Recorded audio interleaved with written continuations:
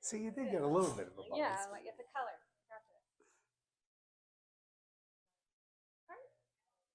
All right, thank you, everyone. Make sure that if you have a view with a giant pillar in it, you are free to move chairs or move yourself into different chairs, move chairs around. That's totally fine.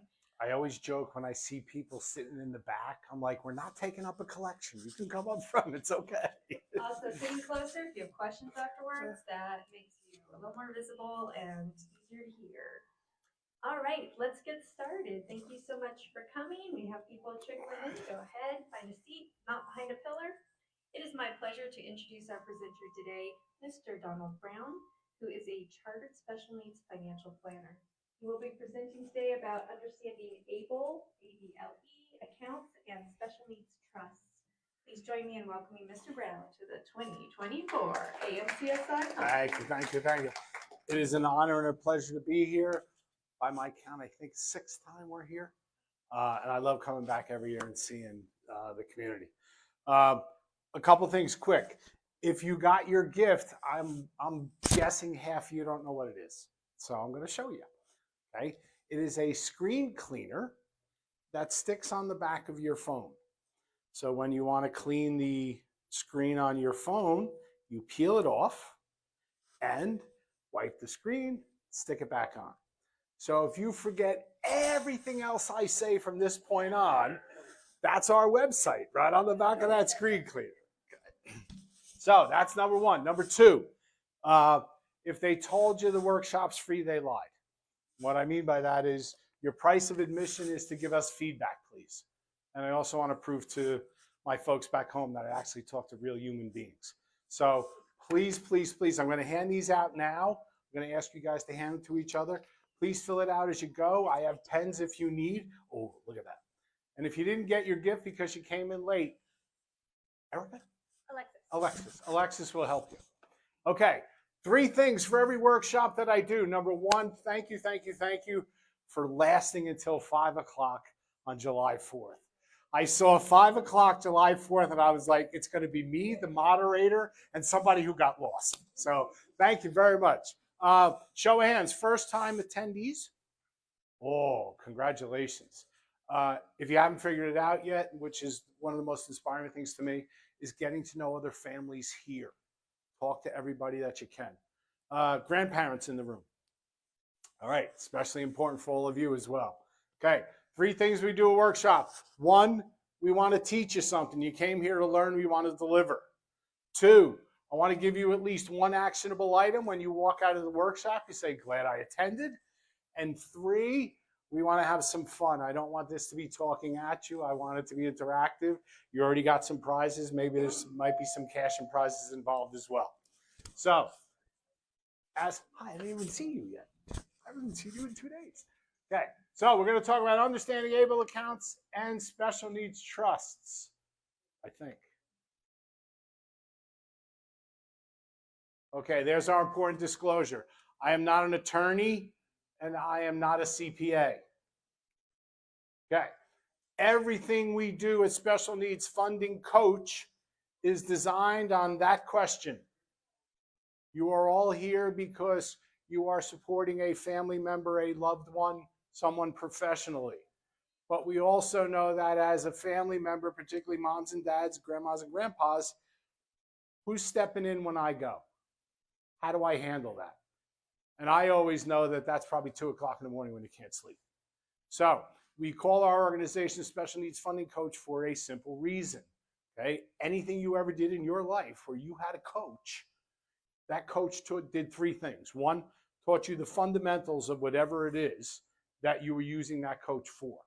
Number 2, they made you better at doing whatever it is they were coaching you on. And 3, if it was any sort of competition, they wanted to help you win. We as Special Needs Funding Coach want to do those 3 things for you when navigating the financial and legal world when it comes to special needs. Okay, so we're going to talk about 3 things. If you look at a successful financial plan for any family that has a special needs member in it, I want you to think of a triangle, each of important corners. First one, we're going to talk about financial. That's the ABLE account. Then we're going to talk about how that fits with the legal. And then we're going to talk about how we practically pull that all together. Fair enough? Okay, so let's talk about some basics. Okay, you have to raise your hand or get my attention in some other way to answer the question. You can't just shout it out. Okay, first question is, what is the maximum amount of assets that an individual can have in their name and qualify for Medicaid? First hand up. $2,000.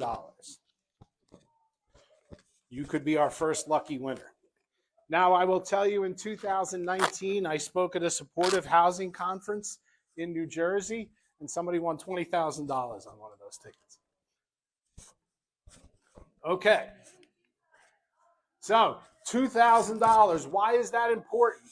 Well, for those of you that have special needs dependents who are minors, all of the supports that they're receiving, whether it's school, adaptive, etc., are coming from the Department of Education in your state. When that person ages out of the school system, age 21, then all of these supports are coming from a different system, and that system currently is Medicaid. We could have a whole session about Medicaid. Everybody would hate it. It'd be boring. But Medicaid is the delivery system for every support system for adults with special needs, whether it's transportation, whether it's job coaching, whether it's personal assistance, etc. So here's the first challenge that we face. Now, we love coming to the AMC conference because we know there's all different degrees and all different sophisticates of planning. Everyone's plan is going to be a little bit different. But some of these fundamental things we want to make sure that we keep in place. So how are we going to have a level of independence and a quality of life where we need some of the support systems to be able to achieve that independence, and we can only have $2,000 in our name? It's catch-22. So that's why you're here. That's where the ABLE account was designed for. But before we leave this slide, I want you to take a look at something, and this is probably the first actionable item that you can do. Not tomorrow because it's July 4th weekend, but let's say Monday. Okay? Everyone has some sort of retirement plan at work most of the time. Everyone has some form of life insurance, whether it's at work, individually, or a combination of both. We all agree they have beneficiaries, correct? You name who gets the money when you go. What many people don't recognize is there's something known as a contingent beneficiary. What does that mean? The primary beneficiary passes away, nobody ever changed it, person dies, now it goes to the second person. Makes sense. However, what many of you don't realize, and we've been doing this for decades, is when you fill out those forms and you write a beneficiary and then you don't write a contingent, by law, that money goes to your children equally. So, if we do that situation, we have a dependent with special needs. Maybe they're an adult now. Now suddenly they receive money directly from a retirement plan or a life insurance policy, and it's over $2,000. What happens? They immediately get removed from their services. So I want to tell you a story that unfortunately happens all too often around the country. Special Needs Funding Coach, we work with all different types of families, all different types of conditions and disabilities. But all too often, somebody doesn't do something as simple as that. And now, mom and dad die in a common accident. Money goes to the kids. Grandma decided she was going to leave that person in their beneficiary because they thought it would be a great thing. And it actually becomes a problem. And what we teach our families is, if you're not here, any types of these problems, you've already dealt with them, haven't you? What solves them? Time, money. And you're not there to control it. So that's your first takeaway. Monday, every insurance company, every retirement plan that you have, you want to change a beneficiary form. You can name the primary the same, but name a contingent that is not your loved one with special needs if they are going to be in a situation where they need benefits as an adult. Make sense? Questions? Cool. All right. So, question number 2. If you were quick, you'll know. What's the first year an ABLE account came into existence? Yeah, take a guess. 98. Is he right? Earlier or later? Later. Much later. Second guess. 2008. Closer. No. Okay. Nobody gets a prize. Okay. 2014. President Obama passed the ABLE Act. I could give you a whole hour on that. It's boring, but it was a good intent. The intent was to be able to have military personnel leave a piece of their pension to their loved one with special needs and not have them excluded from benefits. Now, where it started and where it ended is a completely different story. But here's your next question if you're paying attention, because it's easy. What do the letters ABLE stand for? Ah, very good. Okay. ABLE account's an acronym. It stands for Achieving a Better Life Experience. And what we're going to go over now is, with rare exception, every family should probably have this in their planning, with rare exception. And the older I get, the less bold statements I like to make, and that one's I think I can stick with. Okay. Okay, by the way, the water retention off the record. Okay, it stands for Achieving a Better Life Experience. Anybody in the room familiar with college education 529 plans? Okay, very similar, on the same internal revenue level. Your 401k is the 400 level, 529's and ABLE accounts, 500 level. Okay, it allows individuals that have a disability to put money in a tax-free savings account. Legislation required in each state, we're going to get to that later. That's less of an issue now than it used to be. But I'm an individual, I have a disability, I open up an ABLE account, Achieving a Better Life Experience. I can now put money in that account. Money grows tax-free. Plus, whatever's in it doesn't count against your Medicaid resources or government support eligibility. It's the most practical thing I've seen in special needs planning since I began. That's why I say, with rare exception, everybody can have one. Okay, how do I qualify? Well, currently you have to have a disability that manifested itself before the age of 26. For any of our families, AMCers in the room, we know that's not an issue. Okay? And they're going to even make that better in 2026. They're raising that up to 46 for somebody that has an accident or a disability that occurs afterwards. Okay, so if the age criteria is met and that individual is already receiving SSI and SSD and or SSDI, then you automatically qualify. If that individual is not receiving Social Security benefits, they can still qualify by meeting Social Security's definition of significant functional limitations. Those of you that have AMC adults and have gone through the SSI process, you're familiar with that. And you obtain a letter of certification from a licensed physician. What I will tell you from a practical standpoint is, when you sign up for the ABLE account, you are doing what is legally known as self-attestation. Yes, I qualify.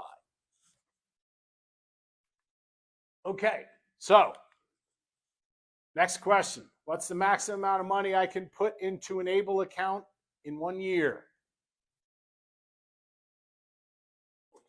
So you guys came to the right place. 14,000. Unlimited. 18,000, my man. It's $18,000. Now, they can come from, well, thank you very much. Vanna White, everybody. Thank you so much. But that is Alexis, and please thank her for helping me. $18,000 a year. That money can come from any source. Employment income, birthday gifts, Social Security. As long as the money goes into a representative payee account for Social Security, as an example, and then goes into an ABLE account, it's completely legal. But it's $18,000. It's not unlimited. It's not $100,000.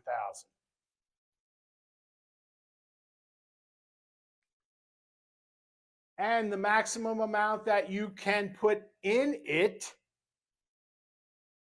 before it affects your Social Security is $100,000. So, number one, everyone should have one. Number two, it's not the end all be all. Okay? Now, if the account goes above $100,000, then once it gets below, Social Security gets reinstated. If you work with us, you'll never have a balance in an ABLE account that's close to $100,000. And in 2 minutes, you'll know why. But only one ABLE account per person. Anyone who's ever done estate planning or has heard of trust or been part of trust, you could be a beneficiary of 100 different trusts. Grandma and grandpa could have one. Mom and dad could have one. ABLE account can only have one. And as we mentioned, contributions can be made by anyone. So grandma and grandpa, aunts and uncles, employment, birthday gifts, etc. Okay, this is the most important slide of the entire presentation. What can I spend the ABLE money on?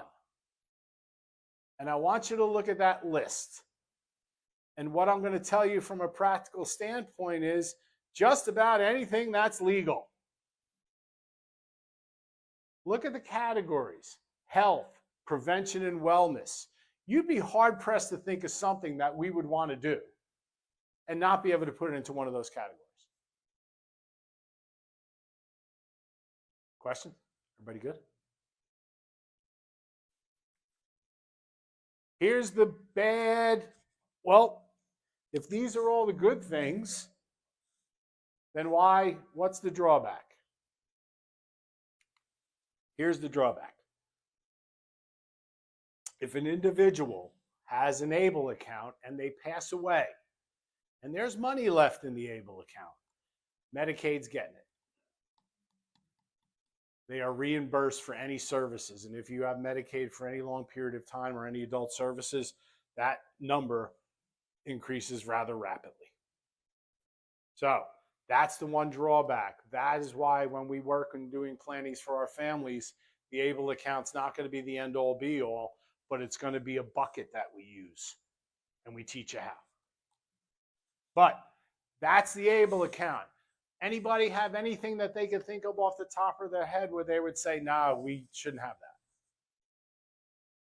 Typical admin fees for the ABLE account. Stay with me on that. Thank you very much. It's a great question. All right, let's get into a little bit of the nuts and bolts. How do I learn about it? Okay. This talks about the state. Okay. Why did they do that? Because the state has to say whether they're going to have one or not. Now, most states have them, so it's not a big deal. And even if there wasn't one in your state, you could sign up for another one. But if the ABLE account's such a great idea and it passed federally, why wouldn't every state open one immediately? Because if they open one, they got to police it. They got to oversee it. And then they got to pay the cost of any fines or lawsuits, etc. It's not an easy undertaking. But more importantly, most states have one now, and with one place that I'm going to give you, you're going to be able to find out everything you know about any one of them. Okay, so how do I open an ABLE account? Do I go to the bank and open it? Can you come to my office and open it? Nope. Okay, all online. So every one that we talk about, you're going to see you can look it up, you're going to see what the website is for your individual state. If you did a side-by-side, you're a big financial analyst, one of the websites that we're going to give you, I want everyone to write that down. This is like me giving you an encyclopedia for ABLE accounts. And we tell our families, this is something that you should keep on your shelf and go back to often. ABLENRC.org. It's a national resource center. It's designed to make families user-friendly for the ABLE account.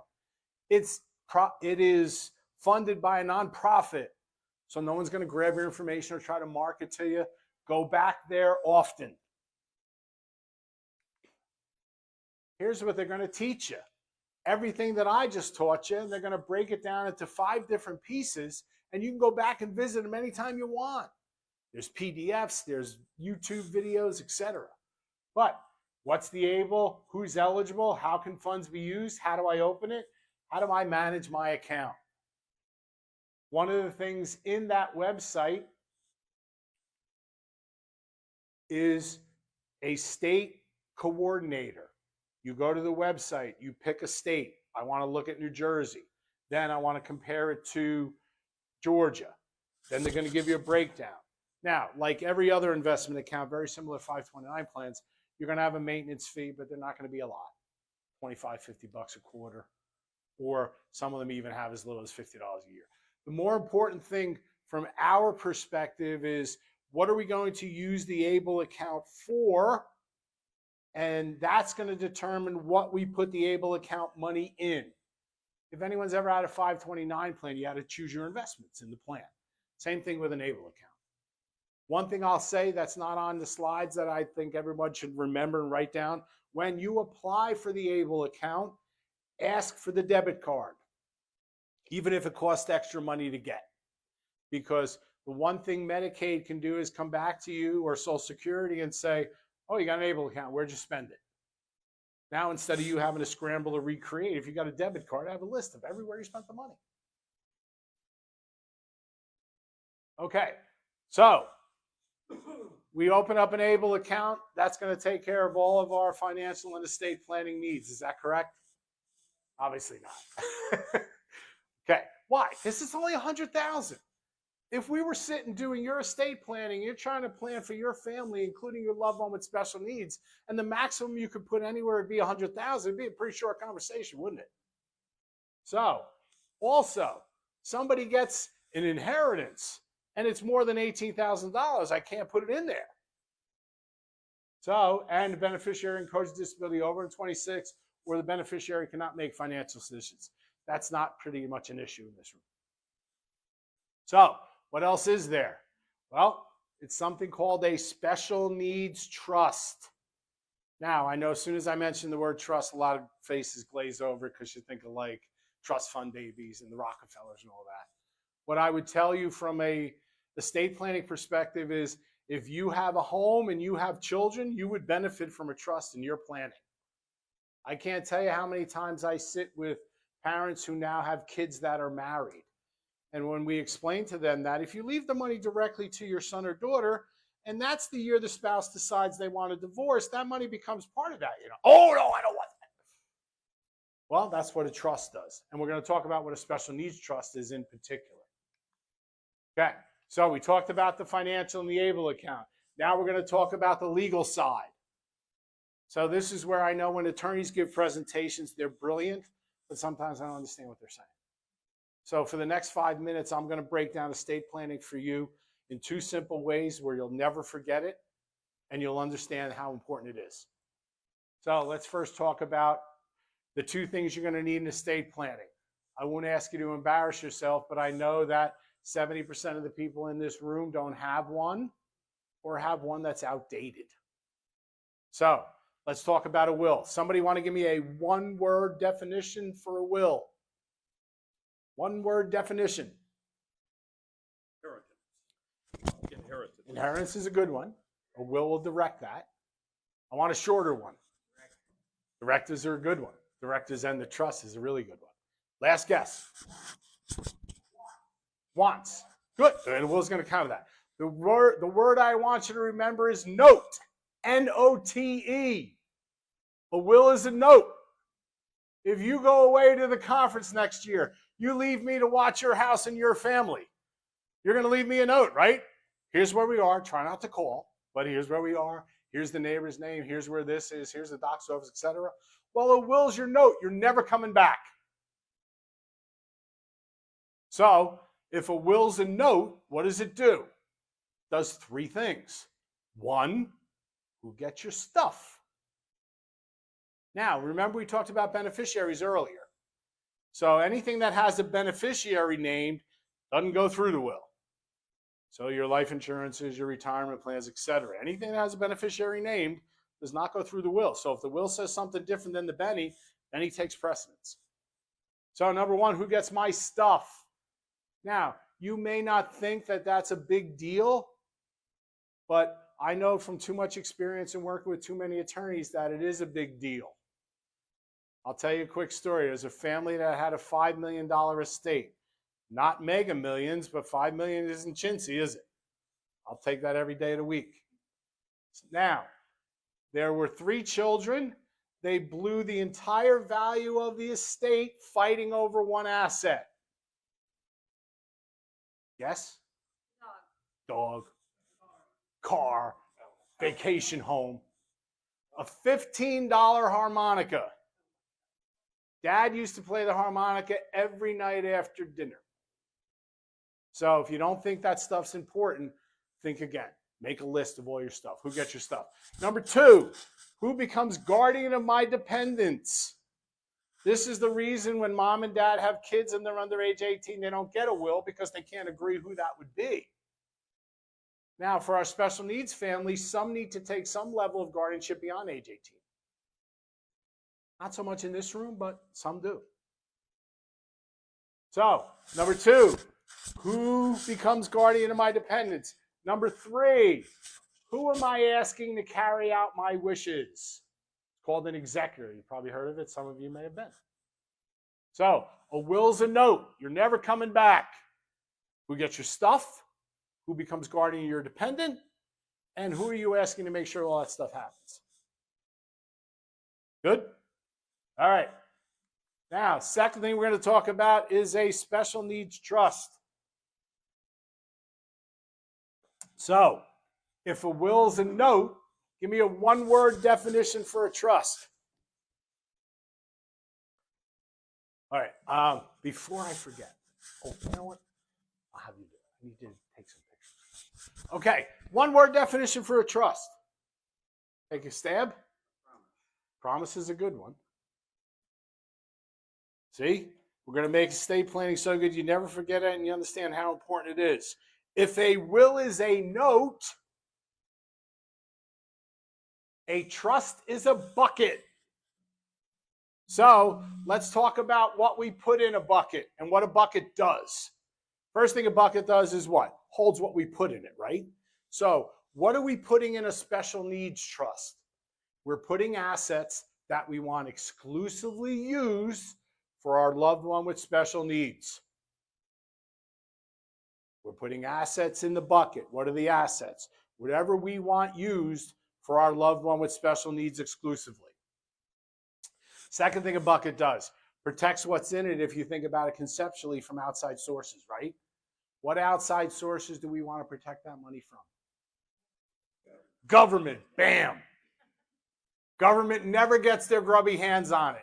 Even if your loved one passed away and there was $1 million left in it, government never gets it. Trust determines who gets it. Other family members, caregivers, worthy charities like AMCSI. Yeah. So, and what's the other thing it protects the money from? Unscrupulous people who would likewise or otherwise not use the money for what we intended that money for. I could tell you 10 different attorneys who tell me stories about how the brother comes to them and says, Mom and Dad wanted me to have a Corvette so I could drive Ryan around. Like that kind of stuff. Or people that might take advantage of our loved one with special needs. What's the last thing a bucket does? You can think about it, you determine how stuff comes out of it, right? Pour it over all at once, pour it out a little bit at a time. Your special needs trust is exactly that. You are leaving assets that you want for your loved one with special needs exclusively, and with very few restrictions, you can say how it gets used. There are only 2 things that a special needs trust cannot pay for. Anybody have an idea what that is?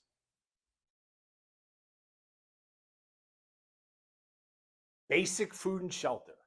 A special needs trust cannot pay for basic food and shelter. That is what makes it unique. There are other legalities involved, but what we teach our families is when you do a special needs trust, you go to a qualified special needs attorney. When families work with us, we get them to the right one.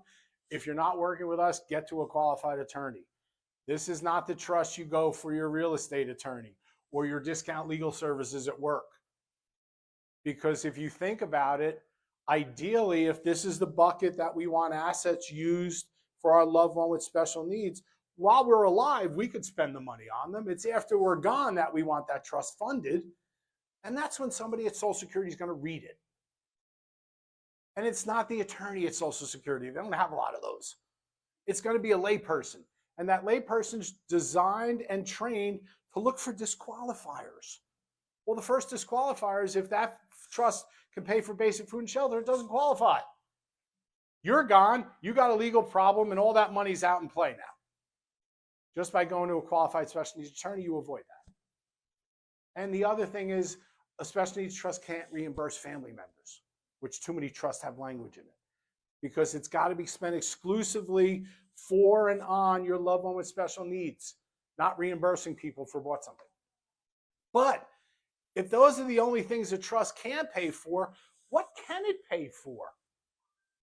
And the answer, again, is just about everything that's legal. You want to fly relatives in from across the country to visit your loved one with special needs because they can't travel, trust can pay for it. You want to adapt a house for anything you need, trust can pay for it. So we have that bucket. We want to put assets in it that are exclusively for our loved one with special needs, and we get to determine how they get spent. Now, when we talked about a will, we named a guardian. Okay, if we have minor children or an adult that needs guardianship protection, we have a guardian. When we talk about a trust, we have a trustee. Trustee is responsible for administrating the trust, how the money gets spent, filing a tax return for the trust. So if you showed most people a list of trustee responsibilities, they probably would not want it. So we make sure that we get you to the right attorney, and we also point you to the proper trustees that are professionals. And special needs trusts have a limited amount of those, but we highly recommend that you use them. Takes the burden away from immediate family members. All right, so spoiler alert. What is the most cost and tax efficient way to fund a trust? Dying. Dying by itself is not tax effective. So I'll say you're half right. Okay? What is the most cost and tax efficient way to fund a trust? Working. That's how you're going to earn the income to do it. There's one vehicle. There's one vehicle. Life insurance. My man, pots and pans. Life insurance. Yes. Yes, thank you. There is no more cost if you take one thing away from this in terms of your estate planning. There is no more cost or tax efficient way to fund a trust than life insurance. There's a specific type of life insurance that's known as survivorship life that we'll teach you about individually if you like. And that is specifically to fund a trust. Now, again, the older I get, the less bold statements I like to make. But I will say if you can find something that's more cost and tax efficient to fund a trust with than life insurance, I'll buy two of them. One for you, one for me. Now, why do I bring that up? Everybody has some life insurance typically, whether it's through work, individually, etc. But here's what I want to play out to you now, because this is the second biggest thing that's happened in the industry since I'm in it. I'm in it a long time. My hair's gray. You have a life insurance policy. Something happens that happens every day, sadly, in this world. You have a heart attack. You have cancer diagnosis. You have a stroke. But in today's medical world, we survive those things a lot, don't we? So I want you to go back to your life insurance company and say, I had a heart attack. I didn't die. Can you give me some of my life insurance money before I die? What's the answer? No, of course not. You got to die. They'll laugh at you. Well, now it's different. Big companies, whether they're banks or insurance companies, they learn from their mistakes. And when they came out with long-term care insurance, it was a disaster. Anybody who owns long-term care insurance, you know what I'm talking about? If you want to talk about it afterwards, come see me. It's boring. It's not fun. But they figured it out. Now there are a handful of companies. Long after I'm gone, I'm hoping every company will do it. But now there's only a handful. They have what's called living benefits. So if you have a heart attack, if you have cancer, if you have a stroke, now you can apply for your living benefits and you can get a large percentage of your death benefit tax-free before you die to use any way you want. If you have an Alzheimer's diagnosis, if you need long-term care, it's called chronic illness, when you can't do 2 activities of daily living. The activities of daily living are everything you do from the time you wake up to the time you walk out the door. Bathing, dressing, transferring, toileting, continence, eating, etc. You can't do 2 of those, that's a long-term care event. Now you can collect up to $12,000 a month and get your life insurance policy tax-free to pay whoever you want to care for you. Why do we bring this up? Because when we're doing special needs planning for our families, we want them to have that if they can qualify, because we don't want one of those things exploding their plan. On the good side, I'll tell you the most recent stories because he allows me to tell it. We have a 61-year-old special needs dad. He's a psychiatrist. We're working together. We do our annual review, and his wife gives him the elbow because we start our reviews. You know, anything change, anything on your mind? Go ahead, tell him. He goes, oh, I had a heart attack. And I said, you have living benefits. You want to apply? He goes, wasn't serious. They put a stent in. He goes, I was back to work in less than 30 days. I didn't even collect against my disability. Now, I'll tell you the numbers because he allows me. It was $1.5 million of term insurance. Wasn't even permanent insurance, term insurance. And puts the claim in, it comes back on what they call condition 2. So he's got $1.5 million of term insurance.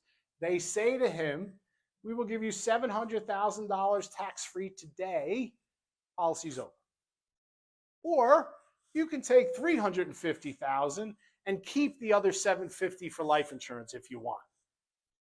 Takes the $300,000, uses some of the money to make that life insurance permanent. We already know where his trust funding is coming from. So if you don't have it, learn about it. If you want to learn about it from us, by all means, reach out for us and let us know. So let's talk about putting it all together. We talked about the triangle, legal. We talked about the financial. Now we want to make them work together. Remember I told you a special needs trust can't pay for housing? But if you might remember, an ABLE account can. So even when you're gone, you could have money transferred from your trust bucket to the ABLE account every year. The lawyers call it legal money laundering. But the reality is, don't we want to use an ABLE account for week-to-week, month-to-month necessities instead of having to keep taking trust disbursements every month? That's the practical planning that we want to bring to our families. So, putting it all together. If I have the financial side taken care of, I did my estate planning, now, who am I going to ask to do that? And how am I going to make sure that they do it the way that I do it, or as close as I can? So, let's say you've come through this workshop, you've got it in your mind, you know who's going to be the person that takes over, sibling, family member, loved one, social agencies, whatever. How do you make sure that they do what you do? We call it a letter of intent. A letter of intent is, in the special needs funding coach language, it's the playbook.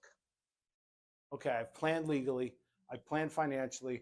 Now, if you're the person that's taking care of my loved one with special needs, here's how I want you to do it. Now, we don't do this until later in our process because we don't want to make it daunting. It's emotionally draining and it's hard because it's a 38-page document. Everybody's like, oh my God. 90% of it's in your head, but getting it out. What are your thoughts on housing? What are your thoughts on religion? What are your thoughts on dating? What are your thoughts on marriage? Which doctors do you go to? Which places would you never go to again? Something that you would want somebody to know that you do almost unconsciously confident. So, if you haven't figured it out yet, you need both the legal and the financial side. If you're talking about that triangle and you don't like the triangle analogy, the other one we use is a car. The special needs trust is your car. The funding is the engine and the gas that runs the car. And the letter of intent, your GPS. So, How do we help? We do the financial needs analysis. We basically do financial planning for families that have a special needs dependent, knowing all of these things so you don't have to find them. We already know you fight for so many things. We want to bring the answers to you. So it's simply practical financial planning with special needs expertise. There is all of our contact information, my email, our office phone number, and on the back of your phone, you have our website. Okay. Now, I'm going to ask you, please take a few minutes to fill out the survey. Give us feedback. All the program improvements we made have come from feedback from our attendees. And if there's anything specific you want more information on, that's fine. Lastly, if you provide us with a mailing address, which means please write clearly and give us the zip code, we will send you a special needs funding coach resource kit. A lot of good stuff in it, but first, there's a yes or no question list. Simple things to get your thinking started. And if you don't know what special needs planning is, here's an overview. All right, what does the process look like? What is the legal and financial, and how do they work together? And the most important one we've developed, the most common mistakes families make that we want you guys to avoid. So if you're kind enough to give us your mailing address, I promise we won't put you on a mailing list, but we'll at least get you that. And by virtue of you investing an hour of your time at 5 o'clock on July 4th, thank you so much for being here. We do a 20-minute consultation by phone with any family who attends a workshop. Just strictly, what questions do you got? How can we help? So if it's your first time here, please come back again. If you liked our presentation, let the organizers know and thank them for all they do, because it's a year-long thankless job, as you know. If you didn't like the presentation for any reason, let me know. Thanks very much, everybody. Have a great 4th of July. Anybody have questions we can answer? I'll be here as long as you like.